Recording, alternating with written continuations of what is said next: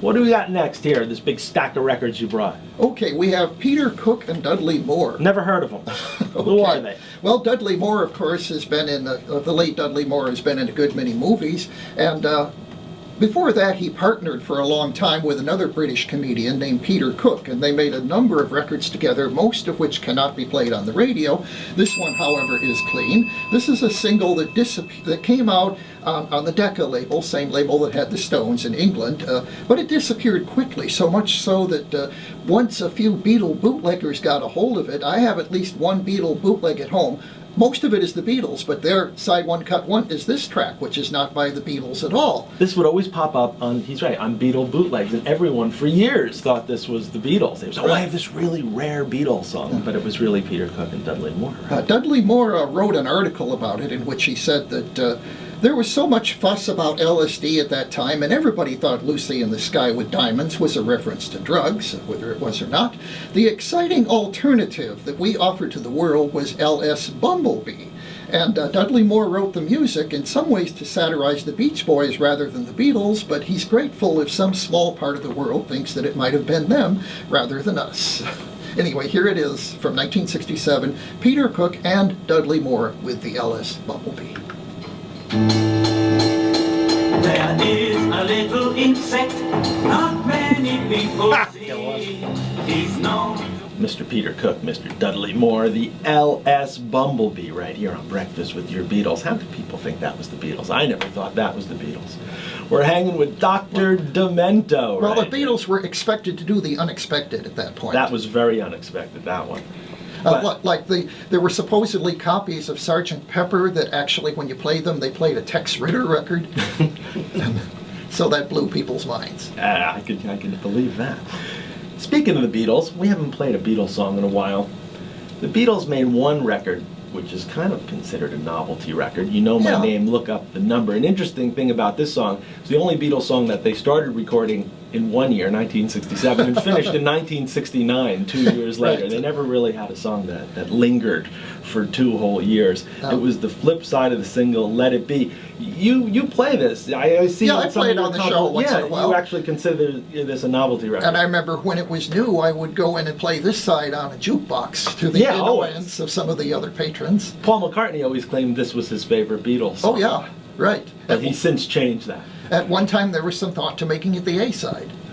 John was thinking of that, for sure. And also this shares something with I Am the Walrus. It's partly in mono and partly in stereo. Nice fun fact from the doctor. We've got the long version here. Okay. Longer than that flip side. You can get this on Anthology. Here are the Beatles. You know me. Look up the number.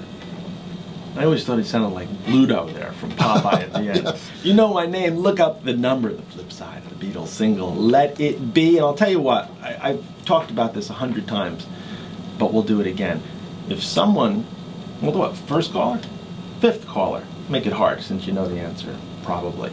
800-955-KLOS. Tell me who was playing saxophone on that single. All right, who was playing the sax on You Know My Name, Look Up the Number. If you get it right, you're going to see Ringo Starr at the Greek Theater on August 7th. And we're going to throw in Ringo's latest Why Not and a DVD, Ringo Live at the Soundstage. Who was playing saxophone on You Know My Name, Look Up the Number? You can't answer that, Dr. Demento, because I know you know the answer to that question. Okay. What do you got next for us here? Well, I was looking through some old British 78s a few years back at a swap meet, and I came across one, turned out to be from 1935, and I thought, I've heard that phrase before. I looked at the title of the song, and it turns out that this is one of the mysterious things that is intoned over the fade at the end of I Am the Walrus. As you know, if you've read up about this, there's part of a broadcast of King Lear. That's one of the elements. Well, another phrase that's repeated several times is Oompa Oompa stick it up your jumpa.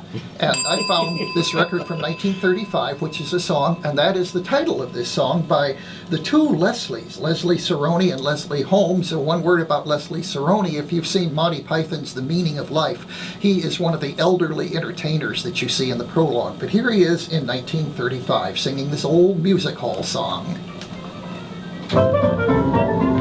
They brought a sheik of Araby, and your wife, he said, bah! Humpa, humpa, stick it up. Hey, if you want to know what kind of sell a ticket or something like that, let me know.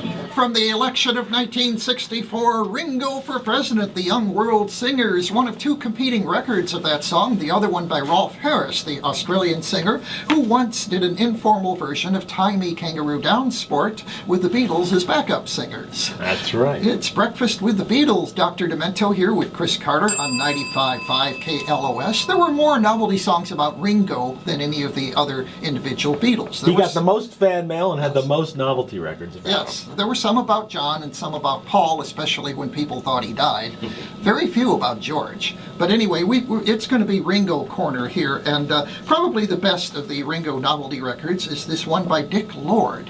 Dick Lord was a friend of Bobby Darin's, and Bobby Darin, it says here, was the one who persuaded his record label to put out this record featuring his pal Dick Lord. And so let's listen to this, of course.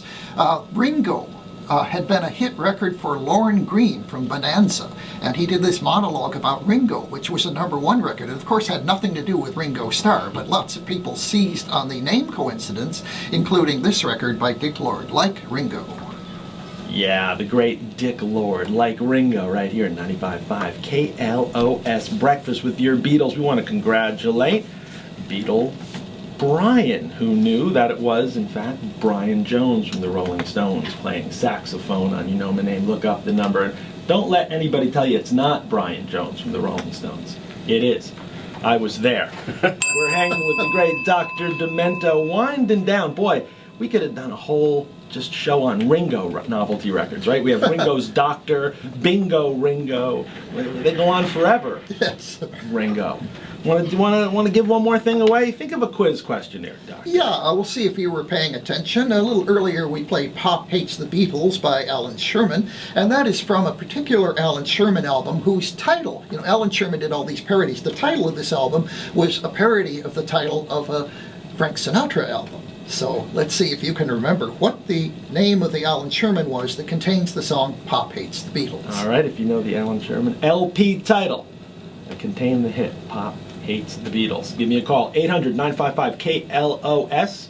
We'll give you the Beatles bundle. That's right, the whole rock band bundle, gang. You get the video game, Paul's bass, Ringo's drums, and a mic stand. You gotta love it. First person. 955-KLOS. Doctor, thank you so much for coming in today on a Sunday Hi, morning. sure, Chris. Thanks for having me, and everybody catch me at drdemento.com. All right, I'm going to leave you with one more here. Now, I asked you if you had heard this, and you said you hadn't, which made me feel good that I could play something you haven't heard. Oh yeah, novelty records are a bottomless pit. This is a record. You never know. We know how many records the Beatles made. That's right. You can buy a book and find every last one. Novelty records will never know how many. Well, there where's were. your big book? Where's the big Bible from A Dr. good Demento? question. I'd love to do it. You should. Yes. That's what we'll work on that. We're going to work on that. All right, this is from a fellow named John Wesley Harding. Oh, yes. He's a serious guy. He doesn't do novelty records as a rule.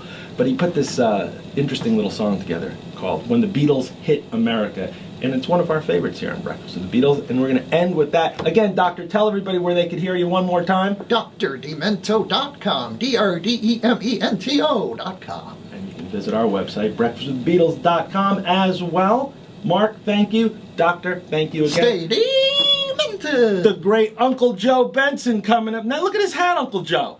Look, Uncle Joe, say hi to Dr. Dr. D, good to see you. Uncle Joe. I'd say that to you, Chris, but I know. A real voice has entered the room. This is John Wesley Harding. My name is Chris Carter, and it's been a pleasure playing Beatles for you.